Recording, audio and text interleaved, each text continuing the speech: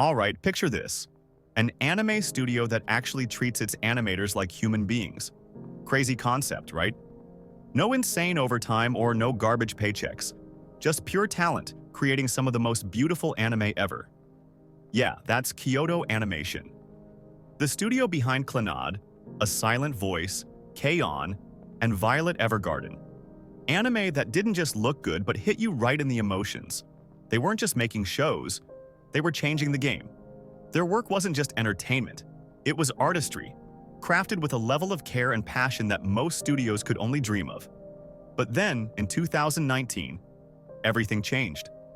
What should have been a normal workday turned into an absolute nightmare. A man, fueled by delusion and rage, walked into Kyoto Animation Studio 1 with one goal: destruction.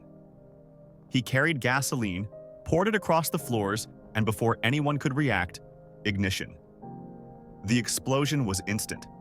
Flames tore through the building in seconds, trapping dozens inside. Smoke filled every room, suffocating those who couldn't find a way out. Some tried to escape through windows. Others never had a chance. This wasn't just a fire, this was a massacre. One of the deadliest attacks in Japan's modern history, leaving behind 36 lives lost, countless others scarred, and a studio in ruins. A place once filled with creativity, laughter, and dedication reduced to nothing but ash and debris. This is the story of how one person's twisted sense of justice nearly wiped out an entire animation legacy. Let's get into it. It was just another Thursday morning at Kyoto Animation's Studio 1, a regular workday. Animators at their desks, eyes locked on screens, hands sketching, coloring, breathing life into their latest masterpiece. The hum of creativity filled the air, the quiet kind of magic that only a studio like KyoAni could create. And then, absolute chaos. At 10:31 a.m., the front doors slammed open. A man stormed in, dragging two massive gasoline canisters. His face? Blank. His movements? Calculated. No threats, no demands, no hesitation.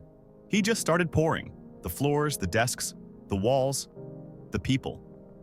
The place reeked of gasoline. Some employees froze, their brains struggling to catch up. Others started to stand, their mouths opening, but they never got the chance. A flick of a lighter. A single spark. And then, boom. The explosion was instant. Fire erupted like a demon unleashed, swallowing the entire studio in seconds. Wood, plastic, paper, flesh, all of it. Fuel for the inferno.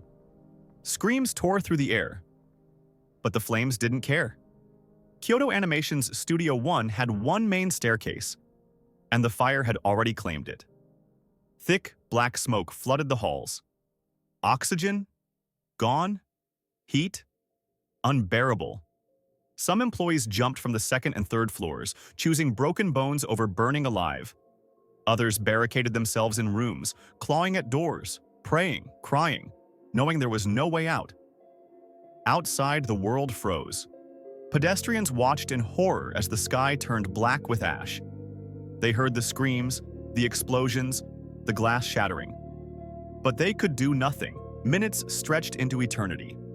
By the time firefighters finally took back control, the damage was irreversible. Inside that burning studio, 36 lives were stolen. 34 more were left scarred. Bodies burned, souls shattered. A place once filled with art, passion, and dreams had been reduced to nothing but ashes and silence. This wasn't just an attack. This was one of the deadliest massacres Japan had ever seen. A crime so horrifying, so senseless, that it left an unhealable wound on the anime industry forever.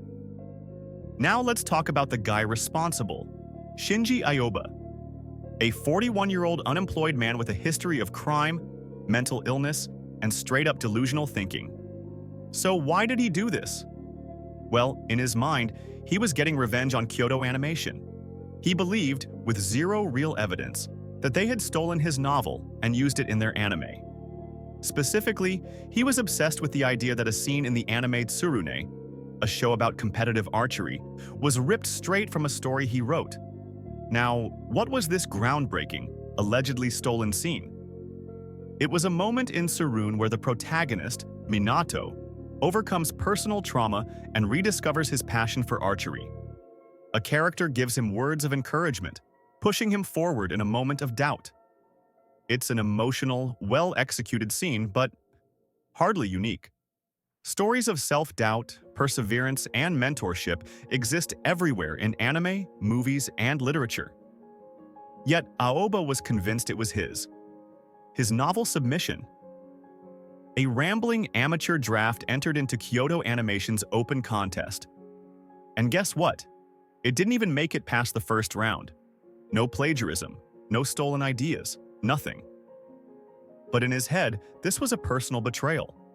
And instead of, I don't know, getting a lawyer, writing a better story, or just touching grass, he spent months planning a mass murder.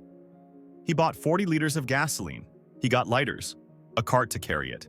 He traveled over 300 kilometers from Saitama to Kyoto. He scouted the studio beforehand. And then, on July 18th, he carried out his plan. As he set the fire, he screamed, "Die!" before running out of the building. But here's where karma instantly kicked in. He got caught in his own fire. His injuries were so bad that by the time police arrested him, he couldn't even talk.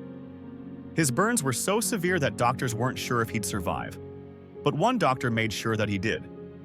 Why? Because justice needed to be served. ちょっと嫌な気はしましたけど、もしかしたらと思ったら、やっぱりそうだったと。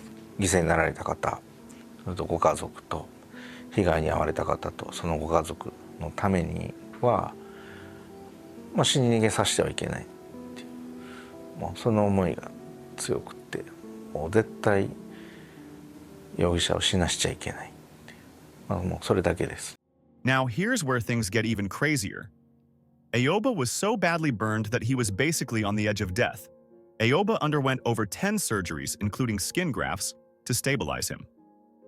And after nearly a year of medical treatment, he was finally arrested in May 2020. The trial, though, took forever to even start. Since Japan doesn't execute people with severe mental illness, the court had to spend years determining whether Aoba was sane enough to be held accountable. Fast forward to September 2023. The trial finally begins. Aoba pleads guilty, but then tries to pull the "I didn't think that many people would die" excuse. Oh, really? You carry 40 liters of gasoline into a crowded office, set it on fire, and somehow expect a minor inconvenience? Like, yeah, it makes sense. The court wasn't buying it. In January 2024, he was sentenced to death.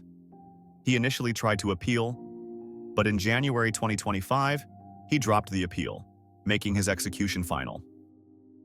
Moral of the story? Some people take L's and move on. Others take an L, marinate in it, season it with delusion, and then decide arson is the best response. And for what? A completely unrelated anime scene that nobody would have ever connected to him if he hadn't committed one of the worst crimes in Japan's history. Congrats, Aoba. You played yourself. Meanwhile, Kyoto Animation? Still dropping absolute bangers. Still making people sob uncontrollably. Still thriving. And Aoba? Well, he's got all the time in the world to sit in a cell and think about how his revenge plan ended with himself on fire. Anyway, that's the story. Like the video, subscribe, and don't, I repeat, don't go full delusional villain arc over a minor inconvenience.